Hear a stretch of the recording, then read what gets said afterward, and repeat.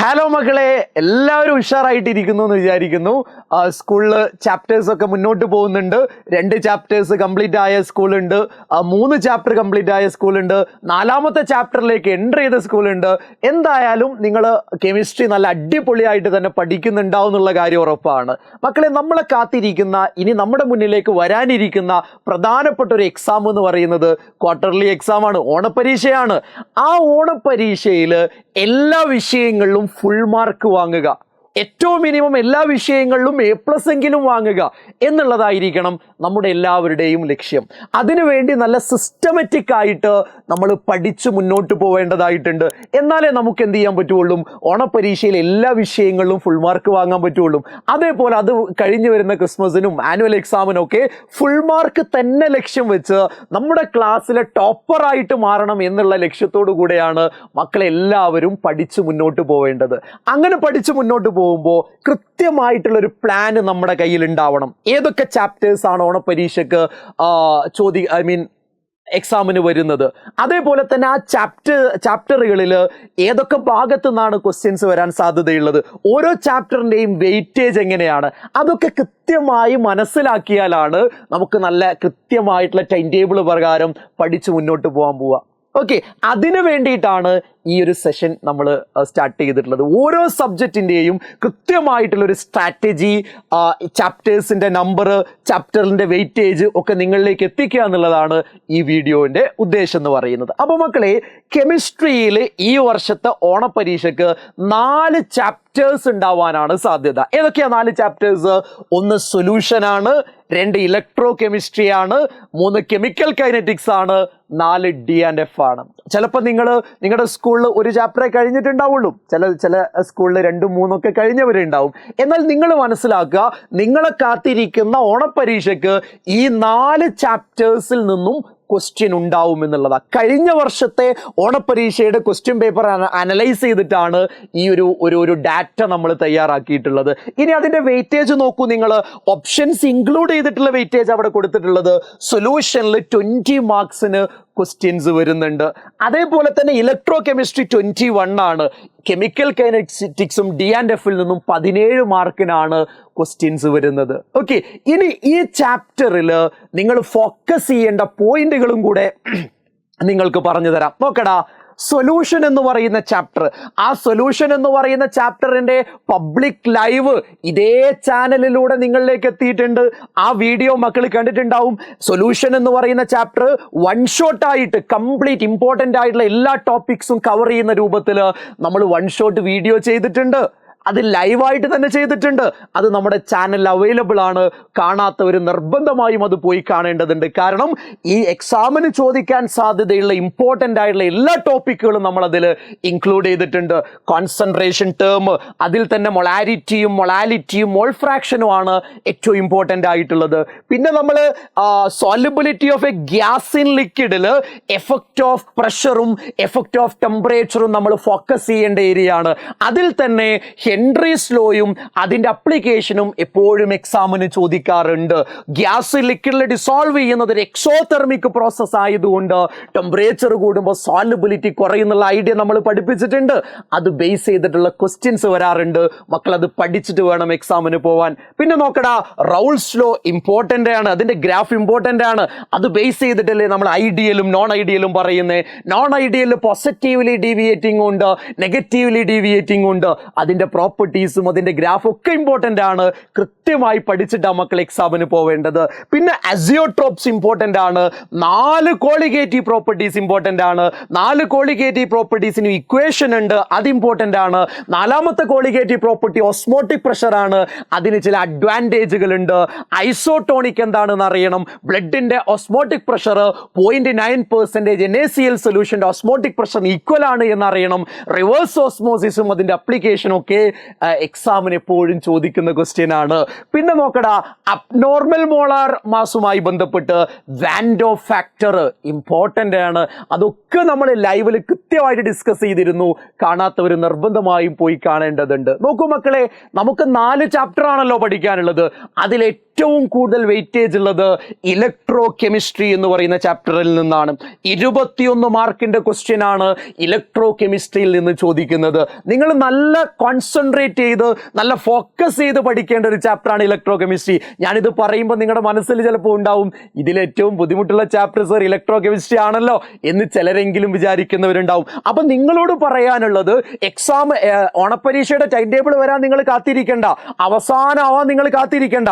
ഇപ്പൊ തന്നെ നിങ്ങൾ എന്ത് ചെയ്യുക, ഓരോ ദിവസവും കുറച്ച് പഠിച്ച് ഇലക്ട്രോ കെമിസ്ട്രി പെട്ടെന്ന് പാക്ക് ചെയ്യണം. എക്സാമിന്റെ തലേ ദിവസം പഠിക്കാൻ പറ്റുന്ന ഒരു ചാപ്റ്റർ അല്ല ഇലക്ട്രോ കെമിസ്ട്രി. അപ്പൊ നല്ല സിസ്റ്റമാറ്റിക് ആയിട്ട് ഇന്ന ദിവസം ഇന്ന ടോപ്പിക് എന്നുള്ള രൂപത്തിൽ നിങ്ങൾ എന്ത് ചെയ്യണം, ഈ മാസം തന്നെ ഈ 4 ചാപ്റ്ററും കവർ ചെയ്യുന്ന രൂപത്തിൽ ഒരു ടൈം ടേബിൾ മക്കൾ പ്രിപ്പയർ ചെയ്യണം. അതുകൊണ്ടാണ് വളരെ മുന്നേ തന്നെ ഈ ഒരു സ്ട്രാറ്റജി നിങ്ങളിലേക്ക് എത്തിക്കാൻ ഞങ്ങൾ ശ്രമിക്കുന്നത്. കാരണം എക്സാമിന്റെ ഒരാഴ്ച മുന്നേ പറഞ്ഞു കഴിഞ്ഞാൽ നിങ്ങൾക്ക് എല്ലാ സബ്ജക്റ്റും പഠിക്കാൻ പറ്റില്ല. എസ്പെഷ്യലി ഇലക്ട്രോ കെമിസ്ട്രിയിൽ വളരെ സീരിയസ് ആയിട്ട് നിങ്ങൾ അപ്രോച്ച് ചെയ്യേണ്ട ഒരുപാട് ടോപ്പിക്കുകൾ ഉണ്ട്. അതൊക്കെ കൃത്യമായിട്ട് നിങ്ങൾ പ്രാക്ടീസ് ചെയ്ത് പഠിക്കേണ്ട ടോപ്പിക്കുകളാണ്. അതിൽ ഇലക്ട്രോ കെമിക്കൽ സെല്ല് വരുന്നുണ്ട്. അതേപോലെ ഇലക്ട്രോ കെമിക്കൽ സീരീസിന്റെ അപ്ലിക്കേഷൻസ് എക്സാമിന് ചോദിക്കാറുണ്ട്. നേൺസ്റ്റ് ഇക്വേഷൻ വളരെ വളരെ വളരെ ഇമ്പോർട്ടൻ്റ് ആയിട്ടുള്ള ഒരു ടോപ്പിക്കാണ്. നേൺസ്റ്റ് ഇക്വേഷൻ ഡാനിയൽ സെല്ലിൽ അപ്ലൈ ചെയ്യാൻ ചോദിക്കാറുണ്ട്. നേൺസ്റ്റ് ഇക്വേഷനും ഇക്വിലിബ്രിയം കോൺസ്റ്റന്റും തമ്മിലുള്ള റിലേഷൻ നമ്മൾ പഠിക്കേണ്ടതുണ്ട്. ഈ സെല്ലും ഡെൽറ്റ RG0 അഥവാ ഗിബ്സ് ഫ്രീ എനർജി ചേഞ്ചും റിലേറ്റ് ചെയ്തിട്ടുള്ള ഇക്വേഷൻ പഠിക്കേണ്ടതുണ്ട്. അവിടെ നിന്നൊക്കെ എക്സാമിന് ക്വസ്റ്റ്യൻസ് വരാറുണ്ട്. ഇനി മക്കളെ, മോളാർ കണ്ടക്ടിവിറ്റി ഓഫ് വീക്ക് ഇലക്ട്രോലൈറ്റും സ്ട്രോങ് ഇലക്ട്രോലൈറ്റും വിത്ത് ഗ്രാഫ് നമ്മൾ പഠിക്കേണ്ടതുണ്ട്. വീക്ക് ഇലക്ട്രോലൈറ്റിന്റെ ലിമിറ്റിംഗ് മോളാർ കണ്ടക്ടിവിറ്റി കണ്ടെത്താൻ നമ്മൾ കോൾറാഷസ് ലോ പഠിച്ചിട്ടുണ്ട്. അതിന്റെ അപ്ലിക്കേഷൻസ് നമ്മൾ പഠിച്ചിട്ടുണ്ട്. എക്സാമിന് അത് ചോദിക്കാറുണ്ട്.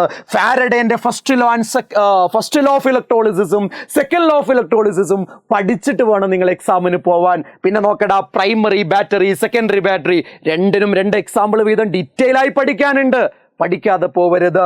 ഫ്യൂൽ സെല്ല്, അതിന്റെ അഡ്വാൻറ്റേജുകൾ റിപ്പീറ്റഡ് ആയിട്ട് എക്സാമിന് ചോദിക്കുന്ന ക്വസ്റ്റ്യനാ, മറക്കാതെ പഠിക്കണം. പിന്നെ കൊറോഷനില് റസ്റ്റിംഗ് ഓഫ് അയണും അത് പ്രിവെന്റ് ചെയ്യാനുള്ള മാർഗങ്ങളും പഠിക്കാതെ നമ്മൾ പോയി കഴിഞ്ഞാൽ ഫുൾ മാർക്ക് അല്ലെങ്കിൽ A+ എന്നുള്ള സ്വപ്നം നമുക്ക് നേടാൻ കഴിയാതെ പോവും. അതുകൊണ്ട് മക്കളെ, ഓരോ ടോപ്പിക്കും നോട്ട് ചെയ്ത് വെക്കുക. കൃത്യമായിട്ട് മക്കൾ പഠിക്കണം. ഓരോ ദിവസവും ഓരോ ടോപ്പിക്ക് പഠിച്ചാലും മതി, പക്ഷെ കംപ്ലീറ്റ് പഠിച്ച് നിങ്ങൾ പൂർത്തീകരിക്കണം കേട്ടോ. പിന്നെ മക്കളെ, വളരെ സിമ്പിൾ ആയുള്ള 2 ചാപ്റ്റേഴ്സ് ആ കെമിക്കൽ കൈനറ്റിക്സും D&Fഉം. കെമിക്കൽ കൈനറ്റിക്സിൽ എന്താ ഉള്ളത്, അവിടെ ഓർഡറും മൊളിക്കുലാരിറ്റിയും എപ്പോഴും എക്സാമിന് ചോദിക്കാറുണ്ട്. 0 ഓർഡറിന്റെയും ഫസ്റ്റ് ഓർഡറിന്റെയും integrated rate law expression important ആണ്. അവരുടെ ഹാഫ് ലൈഫ് കാണാനുള്ള ഇക്വേഷൻ ഇമ്പോർട്ടന്റ്. എന്താ 0 ഓർഡർ, എന്താ ഫസ്റ്റ് ഓർഡർ, അതിന്റെ എക്സാമ്പിൾ എന്താ, അതൊക്കെ മക്കൾ പഠിക്കേണ്ടത് തന്നെയാണ്. അതേപോലെ റേറ്റ് കോൺസ്റ്റന്റിന്റെ യൂണിറ്റുമായി ബന്ധപ്പെട്ട ക്വസ്റ്റ്യൻ ഉണ്ടാവാറുണ്ട്. അറേനിയസ് ഇക്വേഷൻ എക്സാമിന് ചോദിക്കാറുണ്ട്. ആക്ടിവേഷൻ എനർജി കാണാൻ 2 മാർഗങ്ങൾ നമ്മൾ പഠിക്കുന്നുണ്ട്. ഒന്ന് ഗ്രാഫ് ഉപയോഗിച്ചും ഒന്ന് മറ്റൊരു ഇക്വേഷൻ ഉപയോഗിച്ചും. രണ്ടും പ്രീവിയസ് ഇയർ ക്വസ്റ്റ്യൻ പേപ്പറിൽ കാണുന്ന ടോപ്പിക്കുകളാണ്.